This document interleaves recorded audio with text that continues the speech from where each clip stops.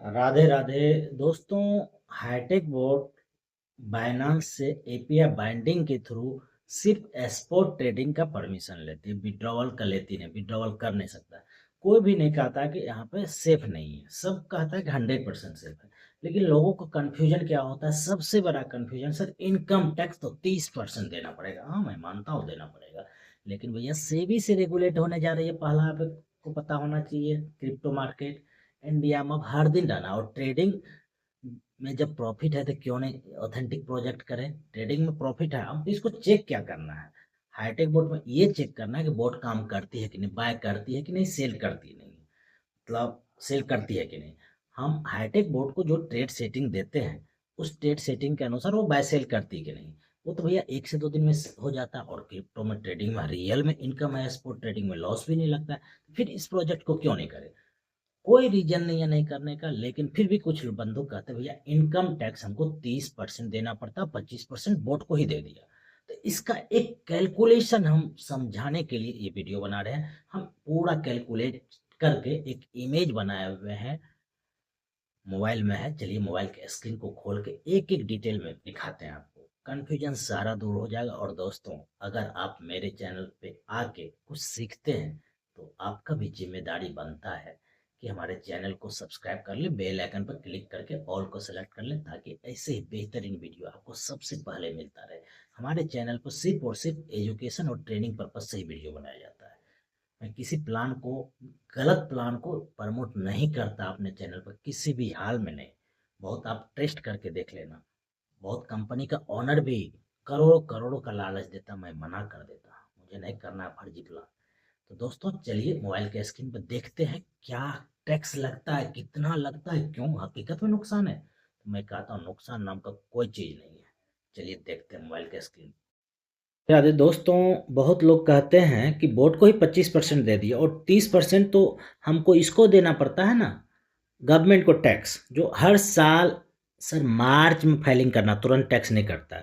TDS आपको instant कटता है, वो तो हर ट्रांजेक्शन में कटता है, और टीडीएस जो कटा उस पे 4% सेस भी लगता है।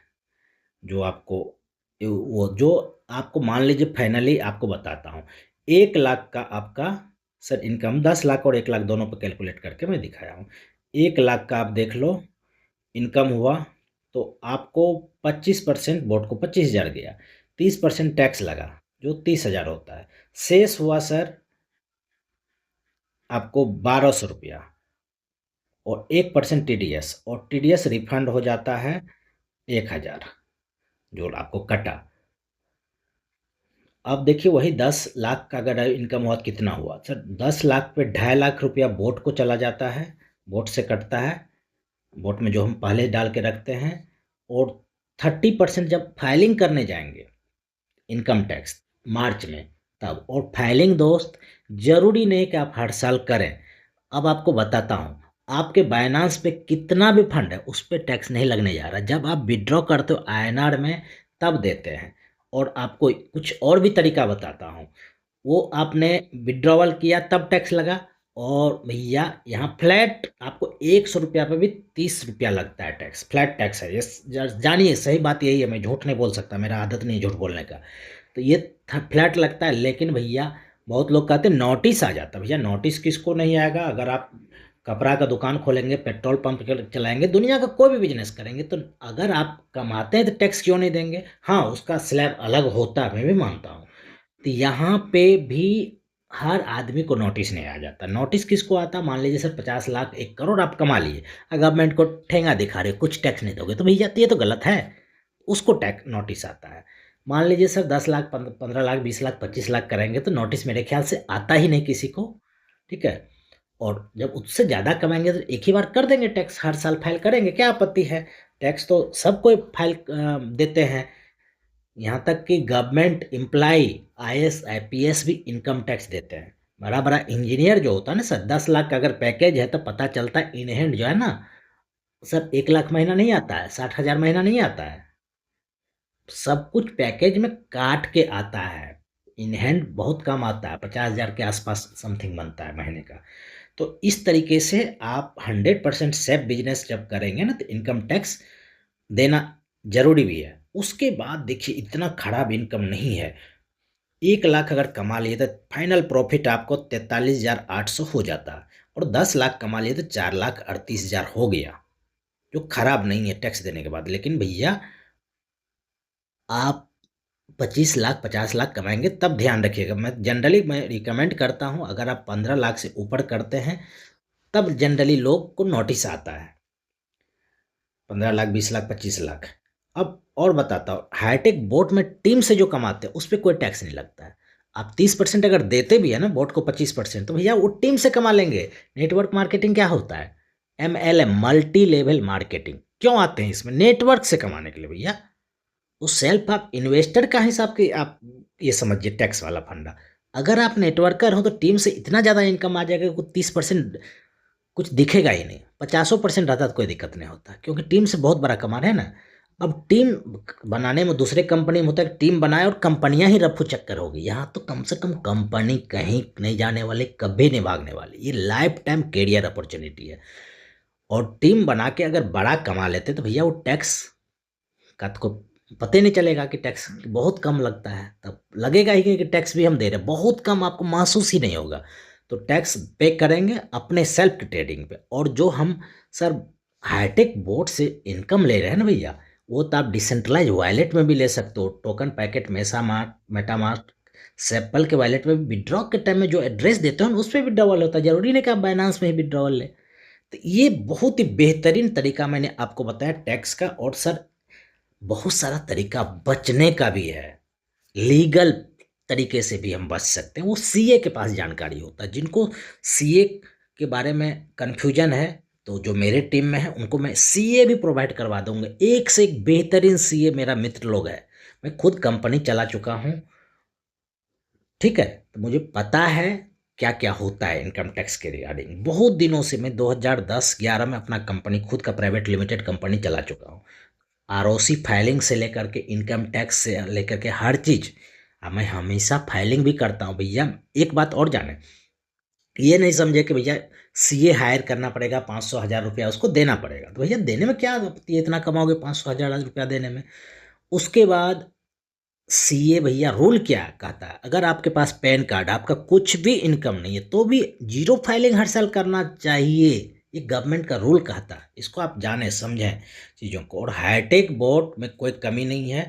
टैक्स को लेकर लोगों का कन्फ्यूजन देखिए, 30% जो इनकम टैक्स इंस्टेंट डिडक्ट नहीं होता है, बल्कि साल के अंत में आईटीआर फाइलिंग के दौरान पेबल होता है। After tax return final amount आपको बताया मैंने, ठीक है सर। तो देखिए फाइनल बताया कि 1 लाख अगर इनकम होता है सब कुछ देने के बाद 43,800, फिर भी प्रॉफिट है। और 10 लाख इनकम पे 4,38,000 फिर भी प्रॉफिट है, जो कम नहीं होता, बहुत अच्छा होता है। और हम आपको ये भी रिकमेंड करते हैं कि अगर आप 15 लाख से ऊपर कमा रहे हो तो आपको जनरली नोटिस नहीं आता है। 15 लाख भी 2500 लाख पे बड़ा कमाते हो तब आता है। तो इस हिसाब से। और बाइनांस पे जब आपका फंड है, आईएनआर में लेंगे विड्रॉवल, तब आपका वो फाइनली इनकम कहलाता है। बाइनांस में जब तक यूएसडीटी में है तो आपको इनकम टैक्स उस पर जरूरी नहीं कि लगेगा, लगना ही नहीं है। तो ये सब भी कन्फ्यूजन दूर रखें। और high tech board life time career opportunity है, इसमें शक संशय का कोई गुंजाइश नहीं है।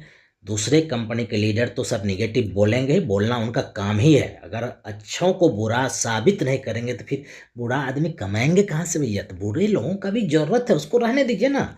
और मैं आपको एक चीज और बोलता हूँ भैया, अगर आप कोई और प्रोजेक्ट कर रहे हो तो उसके साथ साथ इसको एकदम लेके चले साथ में। क्योंकि आपको MLM, multi level marketing, crypto में अगर बने रहना है तो हाईटेक में आपको आना होगा।